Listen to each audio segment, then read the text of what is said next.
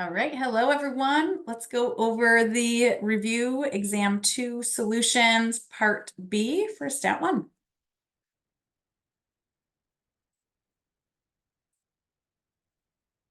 Sorry, this is like kind of blurry. I cannot seem to get this to focus any better, so I apologize for that. We'll just do the best we can with that. All right, so this first problem we can see in here, this is probability. You can see we have these two-way tables. And we'll just get right into this. It talks about the different colleges here at RIT and the amount of students. And this is a little bit of old data, but this was actual data that we collected from the school. So when selecting an RIT student at random, what is the probability that the student is female?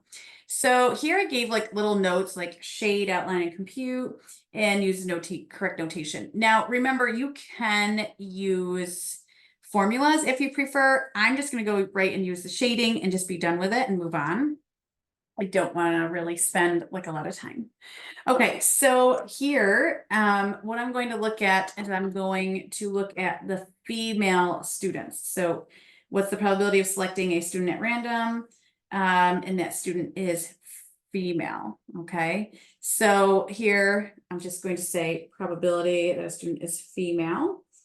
And I'm going to shade all the females here, right? And I'm going to divide it by what we call our table total. So we can see here up above, the females is 5,147, and my table total is the 15,318. Okay, so that's my probability of choosing a female. So now in part B, choose an RIT student at random. What is the probability that the student is from the College of Business or is female? So or is my key word. And remember, this is more inclusive, meaning you can be a College of Business student. You could be just a female student, or you could be the combination of College of Business and female student at the same time. So I'm just going to look at my shading over here. So again, I'm just going to shade the same thing I did before, which is all the females. And then I'm going to add the College of Business, which is my second row here. So everything shaded in my tables, which I know it's hard to see because the focusing isn't working, but you're going to add up all of those numbers once. Okay, so I'm going to essentially take all of the females, so the 5,147, and add the 746 males for the College of Business to that. Okay, I'm just going to write my notation out real quick. So probability of female, I'm just going to write an or. Remember, you can use the union symbol, College of Business. And when I add those, I get 5,893, my numerator. Again, divide by my total for my table, which is 15,318. You can just leave your answers in this form. I'm not worried about you reducing. I'm not worried about you writing it in a decimal form. Some people prefer decimal, and that's fine. All right, when randomly choosing among, so this is the key word for us, the female students, what's the probability of selecting a student from the College of Engineering? So we want to know, what's the probability that a student is a College of Engineering student, knowing that we're choosing only out of the females, not out of the males. So it's kind of like you're not even looking at this column here. We're only looking at the female column. We want to know, what's the probability I'm going to choose someone that's College of Engineering from this column. That's what we're thinking about. So when we do that, we have a restriction. This is called the conditional probability. So the restriction I will outline, and that's going to be female here, and I'm going to just shade what we're interested in, which is College of Engineering here. So right here in the middle is College of Engineering. Okay, now still my shading is the numerator, and now my outline is my denominator. So for my notation here, I want to know what the probability of College of Engineering student, given that we already know that they are female. So here my shaded is 456. That's my numerator. And my total here for females, which we already know, is 5,147. Okay. The among is what's giving me the indication that the two events are separated by conditional probability, not an and or an or. Okay. So moving on to part D, if you randomly choose a student from the College of Imaging Arts and Sciences, what is the probability that student is female? So now we're kind of reversing the roles. We know that the student is going to be a College of Imaging Arts and Sciences right here. We want to know what is the probability out of this row. I'm going to select a female student. So probability that someone is female, given that they belong to the College of Imaging Arts and Sciences. So I'm going to, over here, I'm going to outline my restriction, which is the College of Imaging Arts and Sciences. And I'm going to shade the interest, which is that they are female right here. Again, shaded area is my numerator and my denominator is everything that's outlined. So my numerator, 1,186 divided by my total for my College of Imaging Arts and Sciences, we could see is 2,154, right? So it's kind of nice. We have that up there. We could just skip. We don't have to keep adding up. It's already added up for us. All right, great. So those are my probabilities. So now part E, it says, are the events female and College of Imaging Arts and Sciences statistically independent? Remember, independence indicates that the fact that one event has already occurred, it does not affect the other event.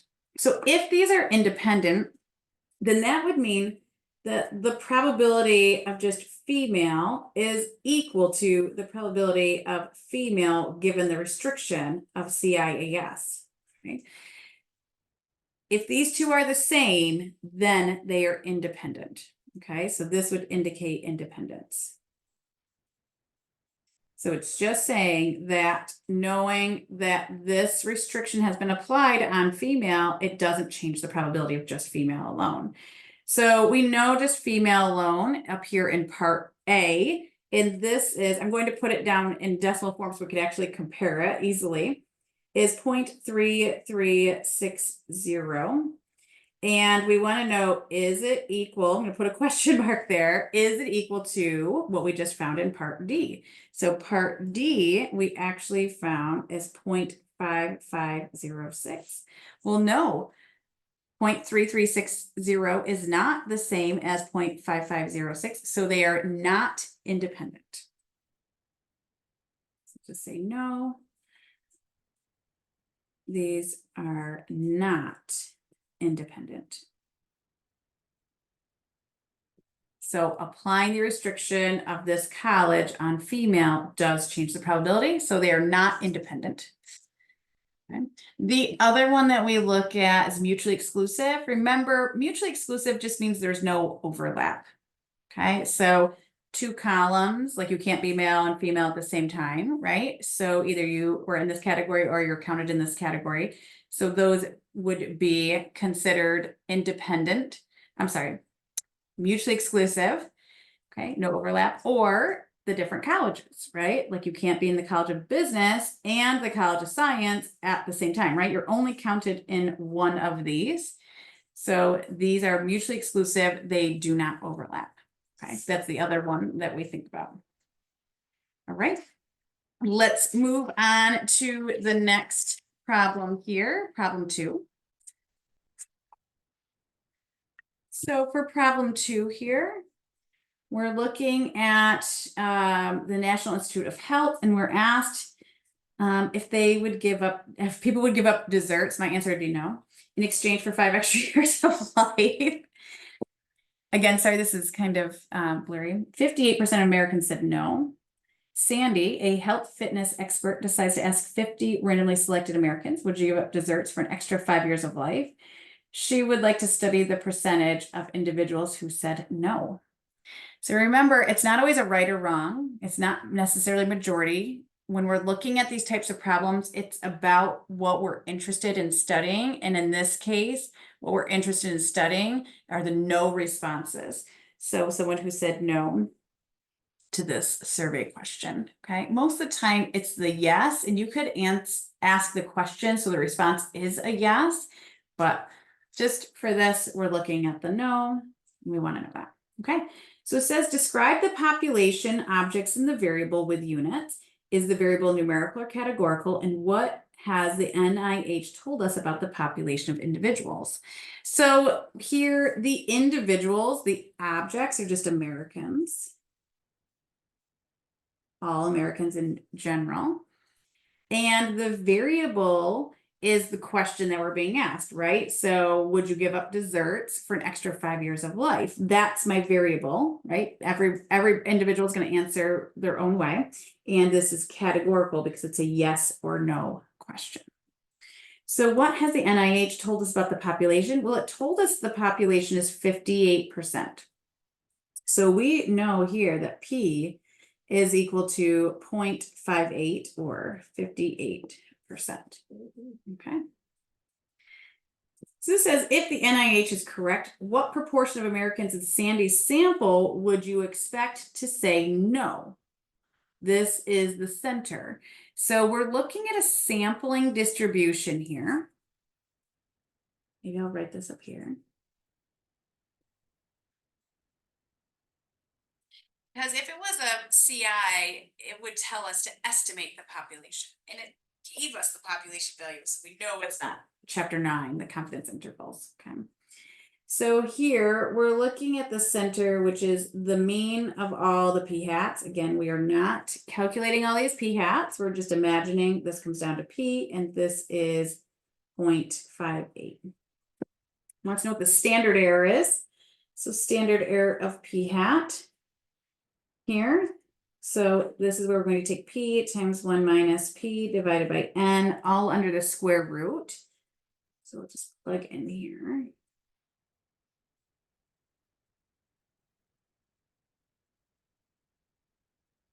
I put 200. I don't know why I was thinking 250. Sorry, I should go there. And this is equal to 0.0698. Now I would not round to 0.07 quite yet. Is this normally distributed? So it wants to know, is this symmetric? So we're looking at n times p times 1 minus p is greater than or equal to 10. And yes, it is. So we're going to find that 50 times 0.58 times 1 minus 0.58 is greater than or equal to 10. So it's going to say yes. Normal. All right. So now on this one, it says 30% of all samples like Sandy's will have a proportion of no responses less than this value. So sometimes we could get kind of caught up with the statement and not really know what it's asking for, but just think about the information given and draw it out. 30% of all samples like Sandy's will have a proportion of no responses less than. Well, less than is over here to the left. And it's saying that this is 0.30. Wants to know, what is this value? So the center here is the 0.58. So it wants to know. So no, I'm looking for a number less than 0.58. So I'm going to use my mini tab. And I'm going to use my graph probability distribution feature. So let me share this with you.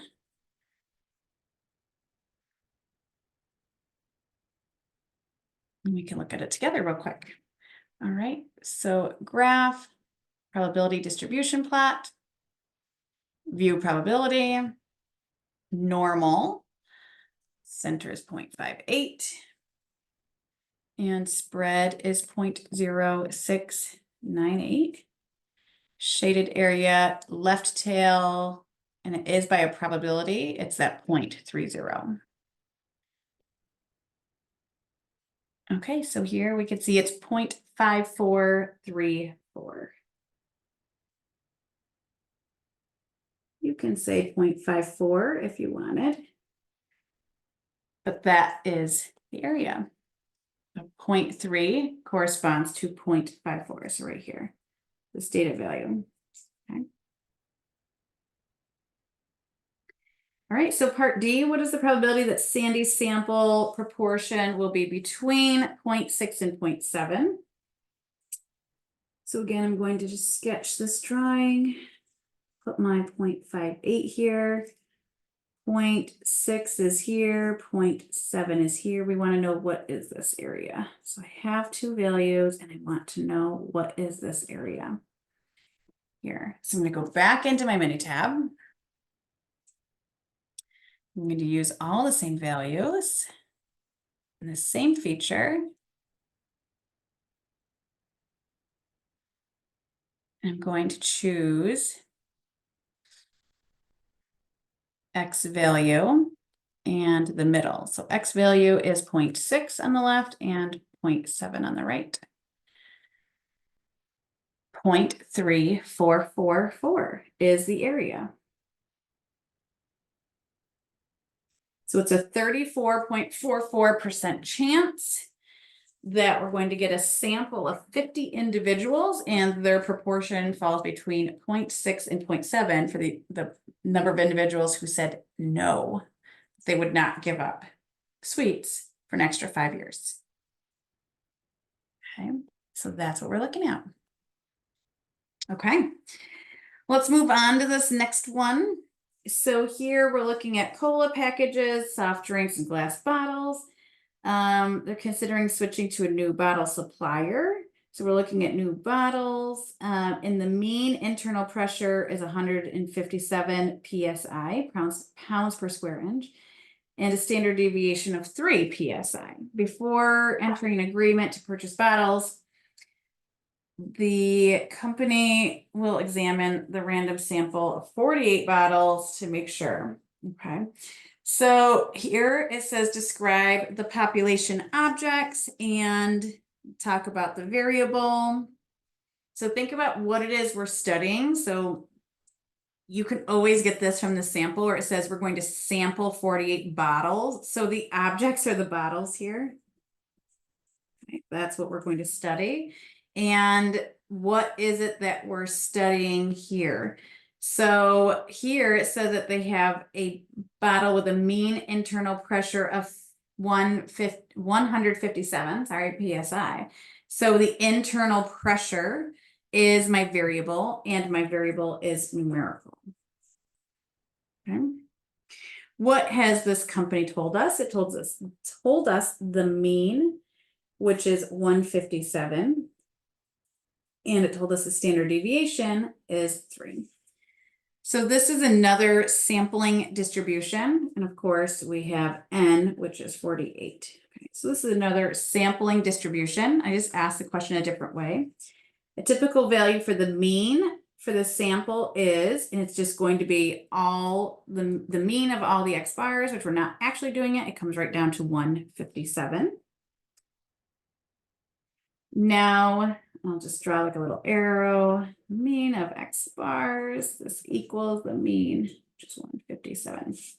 Now here, I want to know what is the standard error. So this is the sigma of the X bars.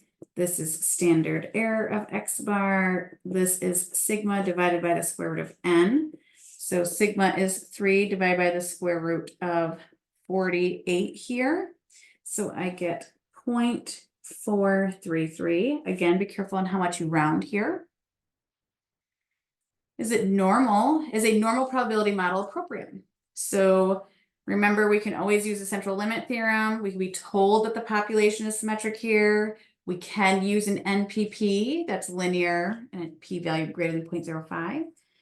N is greater than or equal to 30. So I'm just going to say yes, normal. I always use this way if I can. Just remember, if N is less than 30, it does not mean it's not normal. It just means I have to use another way. All right, so let's move on to the next page. It's the same problem. It's just on the next page here. I'm going to show both a little bit here. All right, so if we have a sample that has an average greater than 157.5, they're going to start buying the bottles. So let's just have a little sketch here and take a look. So the center here on this problem is 157. And it says 157.5. So just to the right a little bit. Can't write small enough to get that all in there.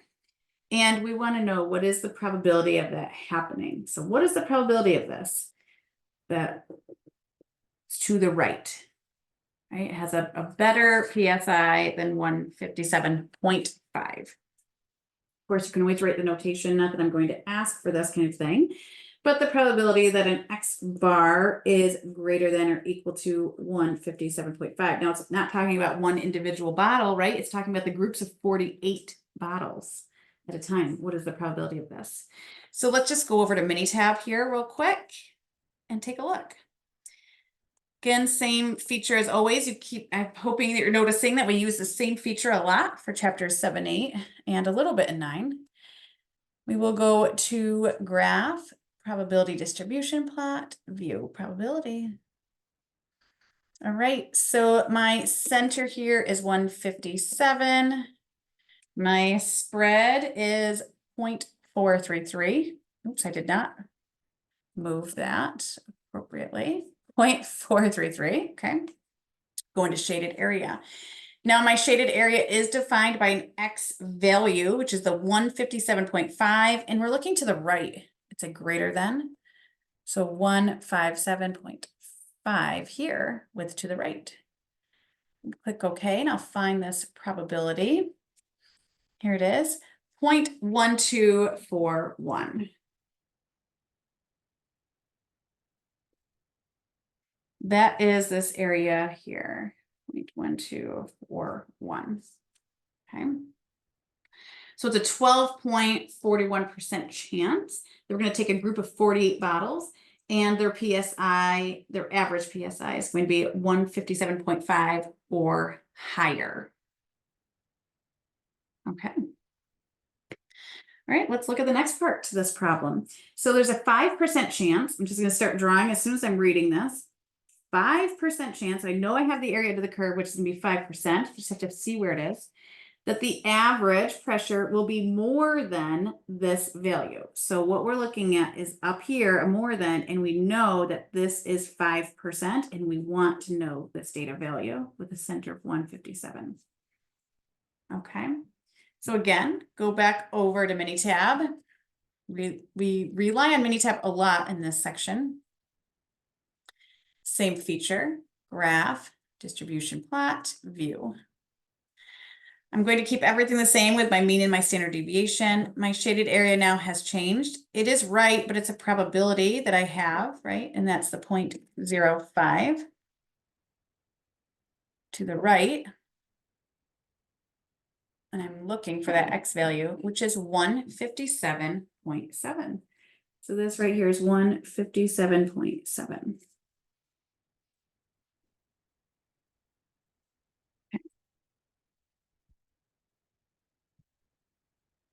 All right.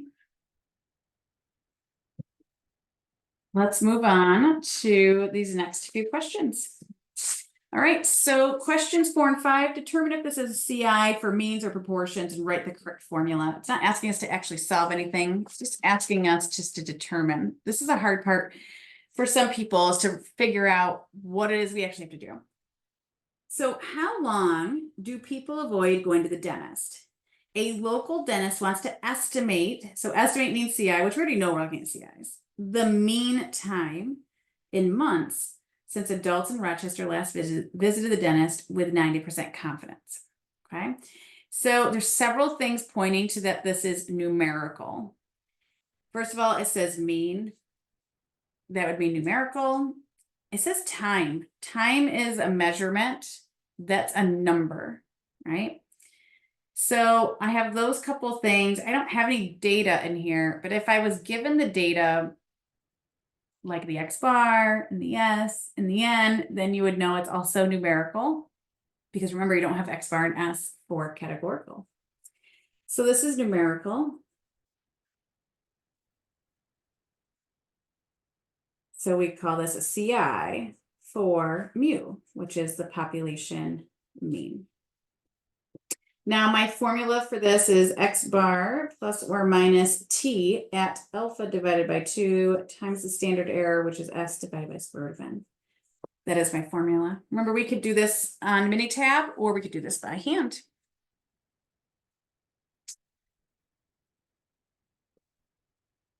If we're using Minitab, we're not doing this right now, but I'm just going to write it here. If we're using Minitab, we go to Stat basic, 1 sample T.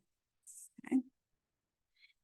All right, let's move on to the next one. What proportion of Americans think the lottery will make them rich? A financial advisor would like to estimate with 95% confidence the proportion of all Americans who believe that playing the lottery is the best strategy for becoming wealthy.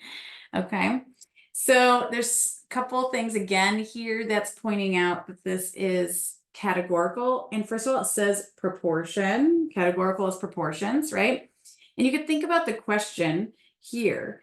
So the Americans who believe that the lottery will make them rich, right? It's a yes or no. Do you believe that? Yes, you do, or no, you don't. So that's categorical.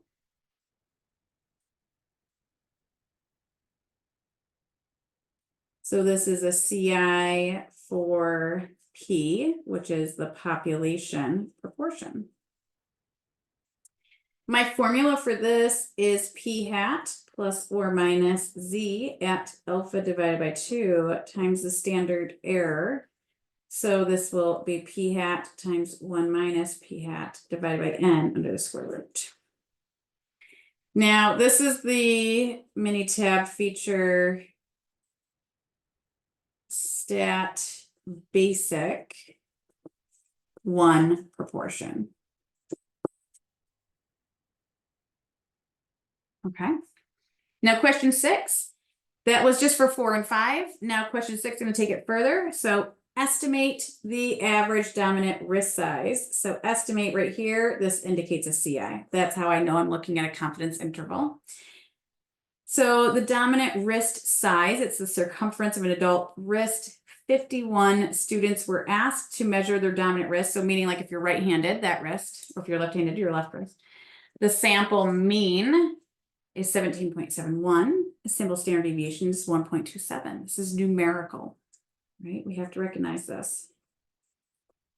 This is numerical. It says mean here. It's talking about the size of something, a measurement, the circumference, right? Okay, it says measure here. It gives me a mean, it gives me a standard deviation. So we know this is numerical. Okay, so I'm just going to write down the information we have. The X bar is 17.71. S is going to be 1.27 and N is 51. Now we could do this a couple different ways using Minitab or by hand. I'm just going to go ahead and use Minitab because it's kind of like the easy way out. And why not? So, or you could always look here and you could plug into this formula, right? So I'm just going to go over to Minitab real quick. So here in Minitab, we'll go to stat basic 1 sample T. So we're in 1 sample T. We have summarized stats, meaning we have X bar, S, and N. N is 51. X bar was 17.71 and S is 1.27. We'll go to options. We want to make sure the confidence level is what we're asked for. It does say with 95% confidence here. So we'll leave it 95. We always leave a not equals for a confidence interval. So we just click OK twice. And oops, I've got this. Here we go. Here's the results. Okay. So the results here is 17.353 up to 18.067.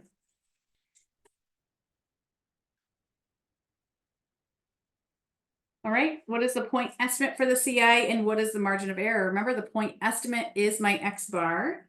So point estimate is equal to X bar, which is 17.71. If you kind of forgot that, remember, it's just the midpoint of here. You can add these and divide them by 2 and you'll get 17.71.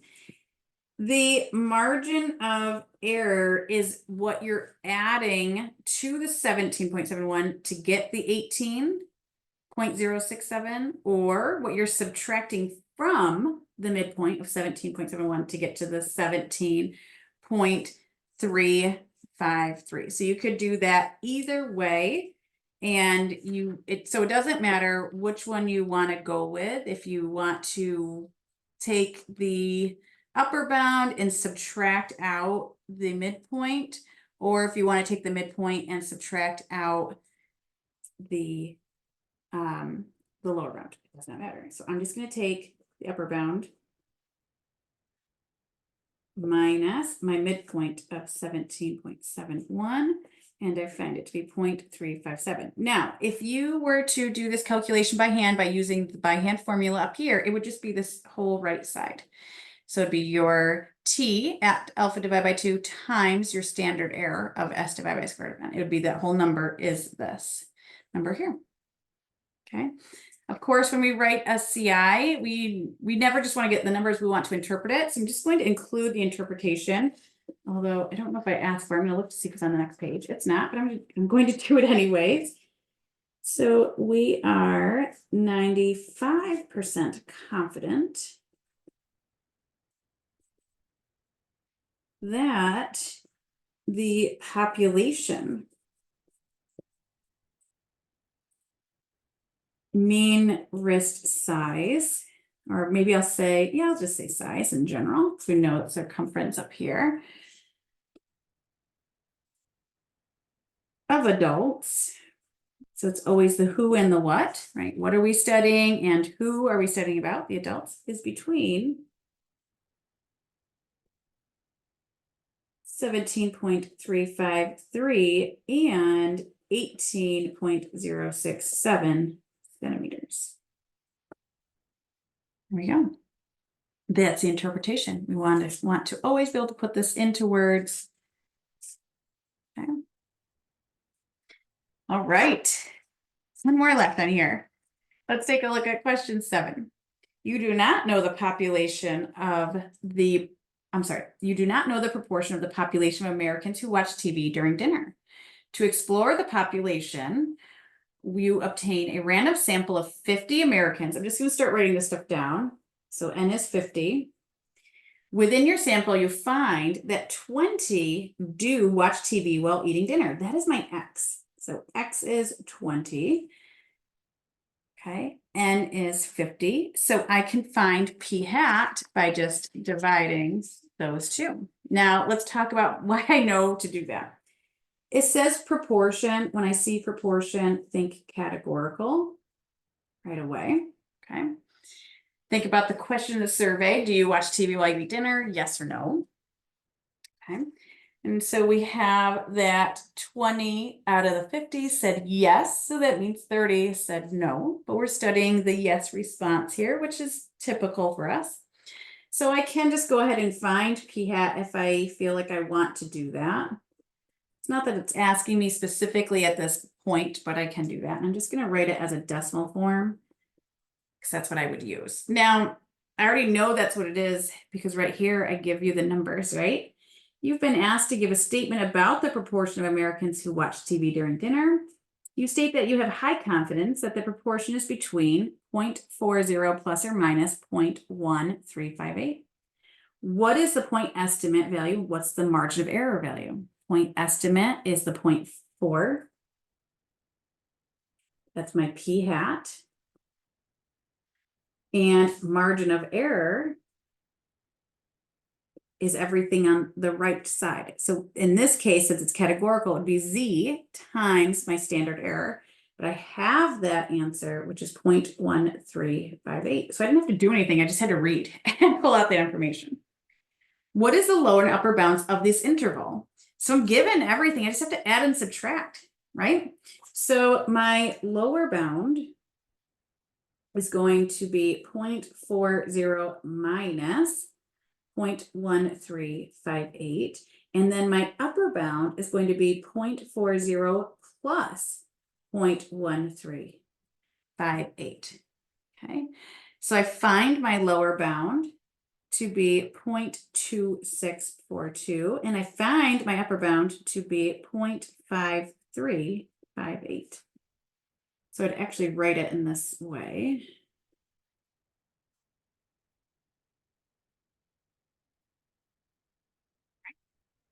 Approximately what percentage of the curve is between these bounds? Okay, so this is working backwards. I'm not going to ask you this on a test. It is kind of nice to know like what you would do to work on this. So I'll go through and I'll show you. Just know, like, this is kind of more detailed than what I'm going to ask you on an exam. So if you think about it, it wants to know what percentage. So I want to know what is the level of confidence. And if I have my margin of error, I should be able to find that because I have p hat, I have n, I have x. So I should be able to kind of work the formula backwards in a way and look to see what we have. Okay, so if we are looking at z at alpha divided by 2 times my standard error, so I'm just going to write my standard error down.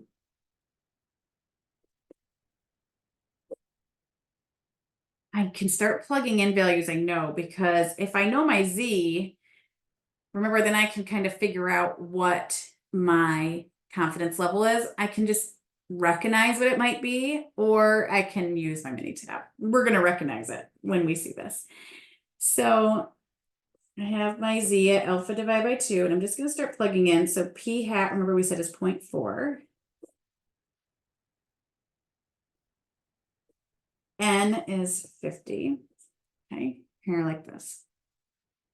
Just separate this out so I can go over here now. So my z at alpha divided by 2 is multiplied by, when I find this standard error, I get 0.06928. Okay, that's my standard error. So I want to find my z value.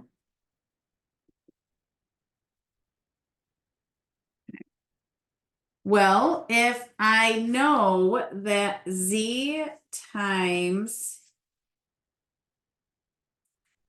my standard error, I'm just going to write this here. If I know this, when I multiply these, I get my margin of error, which is 0.1358. I can just divide both sides by my standard error. And I'm going to separate it and move up top to, we could do this. Okay. So when I divide this out, I find that my z at alpha divided by 2 is 1.96. Hopefully we recognize 1.96 is like the 2 standard deviations away, right? The 1.96. So I'm looking at that 95%. So my CI level is 95%. Now, if you didn't remember that, if you didn't recognize that, it's okay. You could go into Minitab and use the same feature we always use. And you could tell Minitab that you're looking at the standard normal z, right? 0 and 1, and that your data value is 1.96.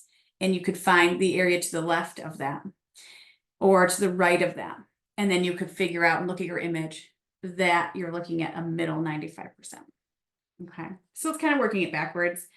I'm not asking you that on the exam, but it's just nice to be able to pull things apart in a different way. Can you be 100% confident that your interval contains the unknown population value? No, we cannot. No, we are only 95%.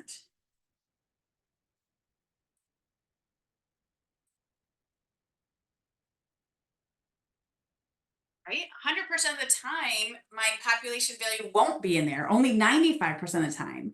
I didn't build a 100% confidence interval. I built a 95% confidence interval, right?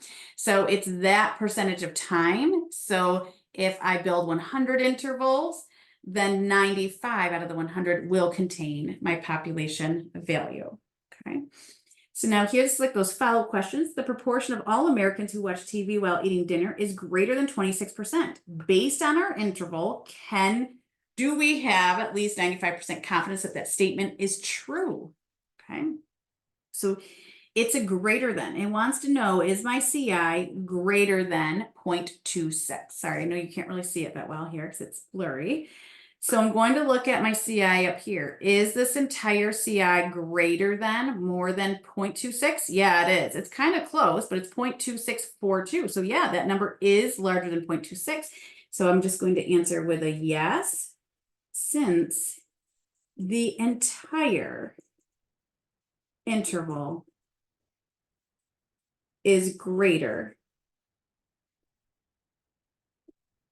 than 26%. And I'm just going to put in parentheses 0.26. So yes, that's true. All right, guys, that brings us to the end of the review. So as usual, let me know if you have any questions on any of the stuff. Thanks so much.